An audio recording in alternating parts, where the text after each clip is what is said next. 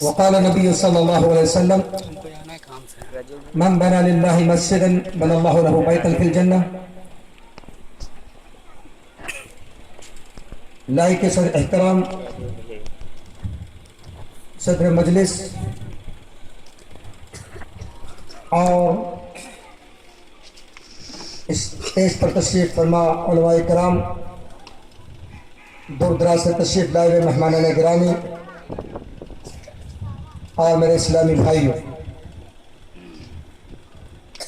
اللہ رب العالمین کا فضل و احسان ہے کہ اس نے ہم سب کو ایک عظیم منشا اور مقصد کے تحت یہاں پر جمع کیا ہے۔ اللہ تعالی ہم سب کی حاضری کو قبول فرمائے۔ بلا شبہ ہر قسم کی تعریف، توصیف، بڑائی، حمد و ثنا اس خالق کائنات کے لیے ہے جس نے ہم سب کو ایمان عطا فرمایا۔ اس کے بعد اللہ کے نبی جناب محمد رسول اللہ صلی اللہ علیہ وسلم پر بے شمار رحمتیں نازل ہوں۔ اللہم صلی علی محمد وعلی آل محمد کما صلیت علی ابراہیم وعلی آل ابراہیم انک حمید مجید۔ اللہم بارک علی محمد وعلی آل محمد کما بارکت علی ابراہیم وعلی آل ابراہیم انک حمید مجید۔ اس کے بعد وہ حضرات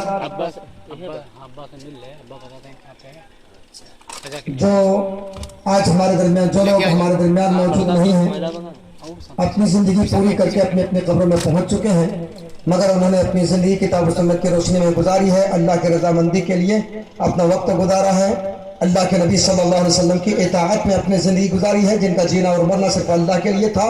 ہم ان کے لیے دعا کرتے ہیں کہ رب کریم ان کی قبروں کو نور سے بھر دے، اللہ تعالیٰ ان کے لغزشوں کو درگزر فرما دے، اللہ رب العالمین ان کے نیکیوں کو قبول فرما دے۔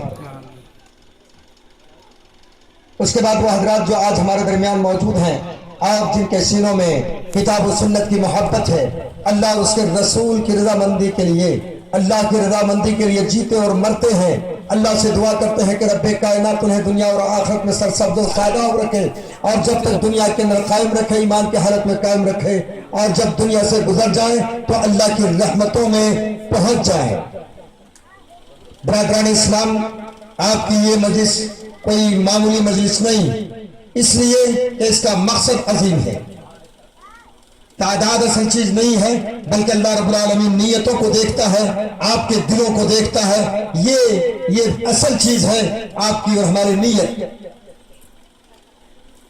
ہم سب کا غرض اور منشا یہ ہے کہ اللہ رب العالمین کا ایک گھر تعمیر کی جائے جس کے اندر خالص کتاب و سنت کی تعلیم بھی ہو، اور اس کے اندر اللہ کے نبی جناب محمد رسول اللہ صلی اللہ علیہ وسلم کے فرمان کے مطابق اس کی رب کی عبادت کی جائے۔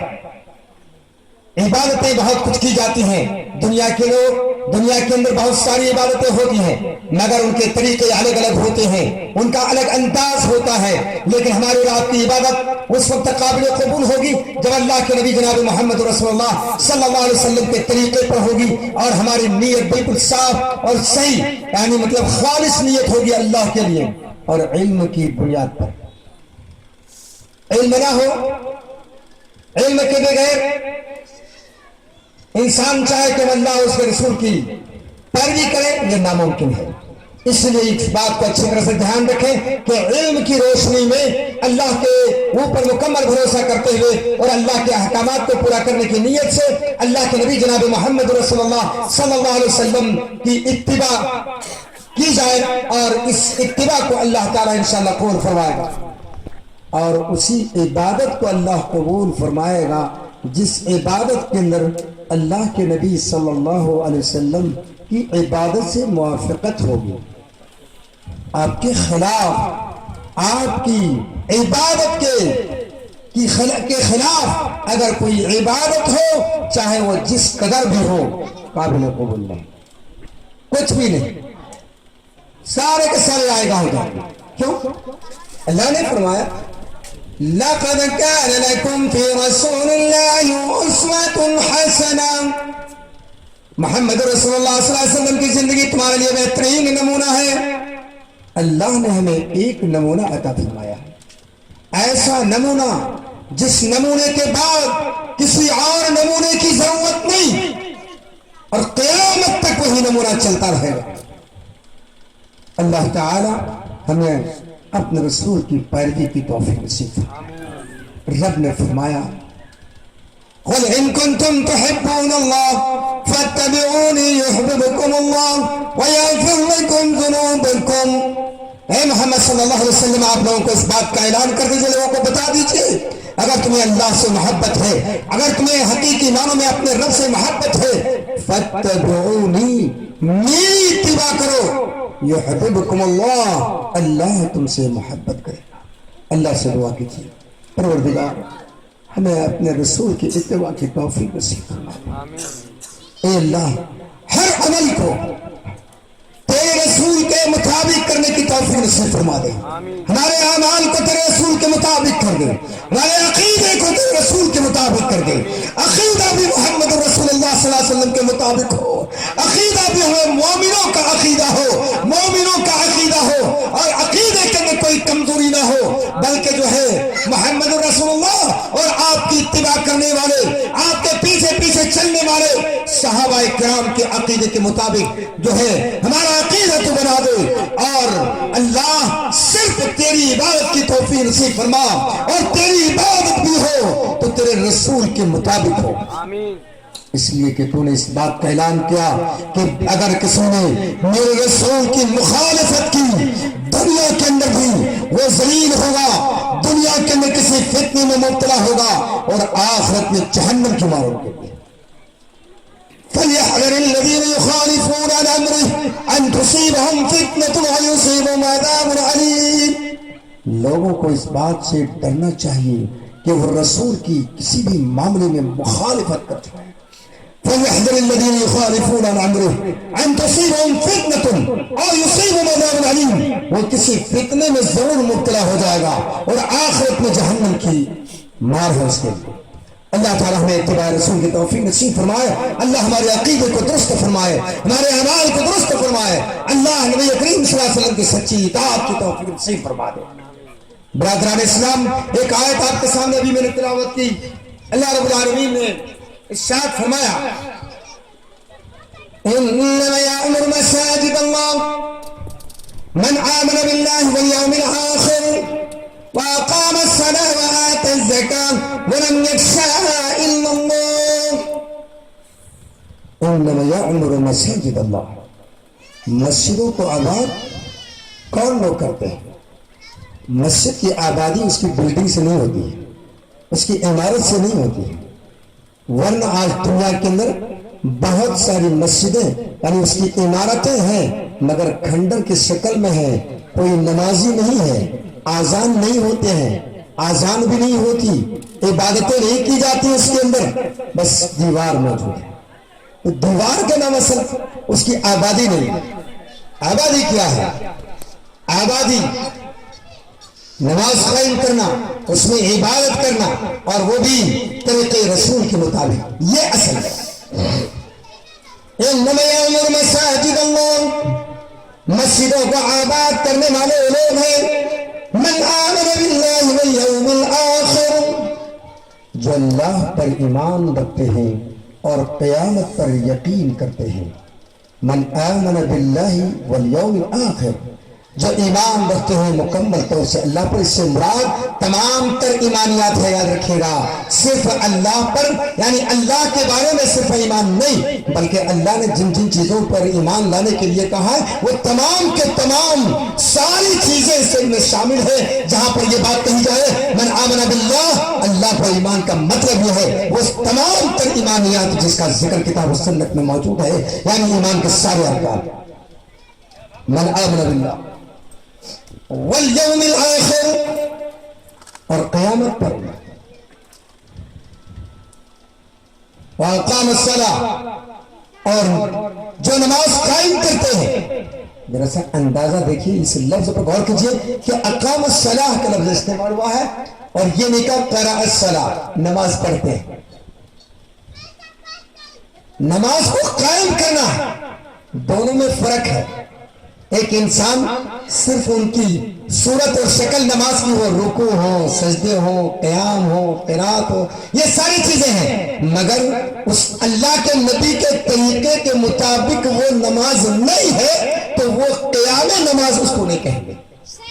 وہ नमाज पढ़ना सूरत उसकी नजर आ रही है कि नमाज पढ़ी जा रही है, मगर नबी करीम सल्लल्लाहु अलैहि वसल्लम की मुखालिफत हो रही है। आपके हुक्म के मुताबिक न सजदा है, न रुकू है, न आपके मुताबिक क़याम है, और जिन जिन चीजों के जरूरी करार दिया गया वो सारी चीजें नहीं है, तो वो नमाज कायम नहीं होगी, बल्कि वो जाहिरन आपको लगेगा कि नमाज है मगर नमाज नहीं। इसकी दलील, हर चीज की एक दलील होती है, वरना आप ये कहेंगे कि ये बात आपने कहां से कही। आपको ये बात मालूम है कि अल्लाह के नबी जनाब मोहम्मद रसूलुल्लाह सल्लल्लाहु अलैहि वसल्लम की मौजूदगी में एक साहब आते हैं, गालिबन वो किसी दूर दराज इलाके से तशरीफ लाए थे, अल्लाह के नबी सल्लल्लाहु अलैहि वसल्लम की मस्जिद में तशरीफ लाए और उन्होंने नमाज शुरू कर दी, नमाज पढ़ी। आप बैठे हुए हैं, बिल्कुल उसकी सूरत शक्ल नमाज की, रुकू क़याम भी मौजूद, रुकू भी मौजूद, सुजूद भी मौजूद, ये सारी चीजें मौजूद हैं। अल्लाह के नबी सल्लल्लाहु अलैहि वसल्लम ने उस नमाज के ऊपर गौर किया और देखा उसकी जो नमाज पढ़ने के तरीके पर, तो आप सल्लल्लाहु अलैहि वसल्लम ने ये नहीं कहा कि तुम्हारी नमाज में फला फला गलती है, ये बात नहीं कही। क्या बात कही? फर्ज। उन्होंने आकर सलाम की, पहले नमाज पढ़ी, आकर के सलाम किया। आप सल्लल्लाहु अलैहि वसल्लम ने फरमाया फर्ज फसल्ली फ़इन्नका लम तुसल्ली, वापस जाओ नमाज पढ़ो, तुमने नमाज नहीं पढ़ी। ये बहुत जबरदस्त बात है। ये आप फरमा सकते थे कि तुम्हारी नमाज में फला गलती मुझे नजर आई, ताकि तुमने नमाज नहीं पढ़ी। अरे नमाज तो वही है जिसको मैं पढ़ के तुमको मैंने बताया, और मैंने जो तुम्हें तरीका बताया वो नमाज। तुमने जो अभी पढ़ी है वो नमाज नहीं पढ़ी। फर्ज फसल फ़इन्नका लम तुसल्ली, तुमने नमाज ही नहीं पढ़ी। वो कह वापस जाते हैं, फिर वो नमाज पढ़ते हैं, फिर आकर के सलाम करते हैं कि शायद अब हमारी नमाज नहीं होगी। आप सल्लल्लाहु अलैहि वसल्लम ने 3 बार इसी तरीके से, वो कहने लगा कि अल्लाह के नबी सल्लल्लाहु अलैहि वसल्लम, मुझसे बेहतर तो मुझे नमाज आती नहीं, जैसा भी मैं जानता था मैंने नमाज पढ़ ली। आज के दौर में बहुत सारे लोग नमाज के ताल्लुक से जब उनको सही बात कही जाती है तो कहते नहीं मैं जैसा जानता हूँ वैसा पढ़ लेता हूँ, बस मैं इतना गहराई में नहीं जाता हूँ, मैं जैसा जानता हूँ वैसा पढ़ लेता हूँ, अल्लाह कबूल करने वाला। उन्होंने ये नहीं कहा, उन्होंने कहा बस जैसा जानता हूँ मैंने तो पढ़ ली, इससे बेहतर नमाज क्या होती है अब आप हमें बताएं। आप सल्लल्लाहु अलैहि वसल्लम ने हर चीज को बताया, यहाँ तक कि क़याम इस तरह करना है, रुकू इस तरह करना है, और जब सर को उठाना है इस तरीके से उठाना है, और इस तरीके से एकदम बिल्कुल जो है हर हड्डी अपनी जगह पर आ जाए, एकदम इत्मीनान के साथ ये सारे मामलात हो, क़याम को सारी बातें बताई। बहरहाल कह ये रहा था कि अक़ाम सलाह पर मैंने थोड़ी सी रोशनी डाल दी कि नमाज कायम करते हैं कौन लोग, जो मस्जिदों को आबाद करते हैं। इन्नमा यअमुरु मसाजिद अल्लाह मन आमन बिल्लाहि वल यौमिल आखिर व अक़ाम सलाह, और नमाज कायम करते हैं, व आता ज़कात, और ज़कात भी देते हैं। और बहुत अहम एक सिफत है एक मोमिन की, अल्लाह से दुआ करें कि अल्लाह तो हम सब के अंदर भी ये सिफत पैदा फरमा, जिस सिफत के लिए अल्लाह ताला ने कुरान करीम के अंदर एक मोमिन की सिफत बताई है, अल्लाह हमें इस सिफत को हमारे अंदर पैदा फरमा, और ये सिफत पैदा होती ही इंसान के अंदर जान पैदा हो जाती है, उसकी ईमानी कुव्वत बढ़ जाती है, सारी ताकतें जो है सामने होती है, मगर डरता सिर्फ अल्लाह से, इसलिए कि उसका अकीदा होता है सब कुछ होने का अकीदा, रब के जानिब से यकीन करता है कि रब जो चाहे करे और रब जो चाहता है करता है, और अल्लाह के अलावा दूसरों से एक पत्ती भी नहीं हो सकती, वो कर क्या सकता। अगर ये अकीदा मजबूत हो जाए तो आप समझो कि आपका अकीदा कितना मजबूत है, आपका ईमान किस कदर मजबूत हो जाएगा। वलम यख्शा इल्लल्लाह, और वो बंदा जो मस्जिद को आबाद करने वाले हकीकी मानों में होते, उनकी सिफत यह है कि वो अल्लाह के अलावा किसी से नहीं डरते। ये बहुत बड़ी सिफत है एक मोमिन की। अल्लाह ताला से ये दुआ करते हैं कि अल्लाह तो हम सबको मस्जिदों को सही मानों में जो है आबाद करने की तौफीक नसीब फरमा दे, और उसकी जो सिफतें होती हैं अल्लाह वो सिफतें हमारे अंदर पैदा फरमा। आप सल्लल्लाहु अलैहि वसल्लम की हदीस, मन बना लिल्लाहि मस्जिदन बनल्लाहु लहू बैतन फिल जन्नह। आप सल्लल्लाहु अलैहि वसल्लम ने फरमाया कि جس کسی نے بھی اللہ کے لیے مسجد بنوائی، جس کسی نے بھی اللہ کے لیے مسجد بنوائی، حقیقت میں اس کو جو اجر ملنے والا ہو کیا ہے؟ بن اللہ لہ بیتن فی الجنہ، اللہ تعالیٰ اس کے لیے جنت میں گھر بنائے گا۔ تو اس سے بڑھ کر کے اور اجر ہی کیا ہو سکتا ہے؟ اور آدمی کو کیا چاہیے؟ سب سے بڑی کامیابی تو یہی ہے، بلکہ میں یہ کہوں گا کہ یہی کامیابی ہے، بڑی کامیابی چھوٹی نہیں، یہی کامیابی ہے، اور اس سے بڑھ کر کوئی معاملہ ہی نہیں ہے۔ کیا